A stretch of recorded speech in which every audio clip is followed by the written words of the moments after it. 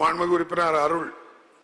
மாண்புமிகு பேரவைத் தலைவர்களே, சேலம் மாநகரத்தில் தென்னலகாபுரம் பகுதியில் நீண்ட நெடுங்காலமாக ரேஷன் கடை இயங்கி வருகிறது. அது முழுக்க முழுக்க பட்டியலின மக்கள் வாழ்ந்து கொண்டிருக்கிற பகுதி.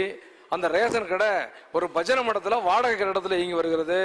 அதற்காக சொந்த கட்டடம் கட்ட வேண்டும் சொல்லி 15 ஆண்டு காலமாக அந்த மக்களுடைய கோரிக்கை ஏற்று என்னுடைய சட்டமன்ற உறுப்பினர் நிதியிலிருந்து 10 லட்சம் ரூபாய் நிதி ஒதுக்கி இருக்கிறோம். ஆனால் என்ன இடர்பாடோ தெரியல.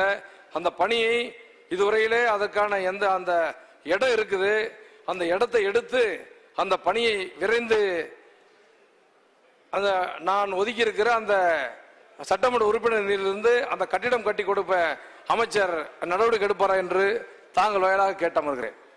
மாண்புமிகு அமைச்சர் அவர்கள். மாண்புமிகு உறுப்பினர் அவர்கள் சொல்கின்ற கோரிக்கை இடமும் இருக்கிறது, அவரே பணமும் கொடுத்திருக்கிறார். அதில் என்ன ஆட்சேபனை இருக்கிறது?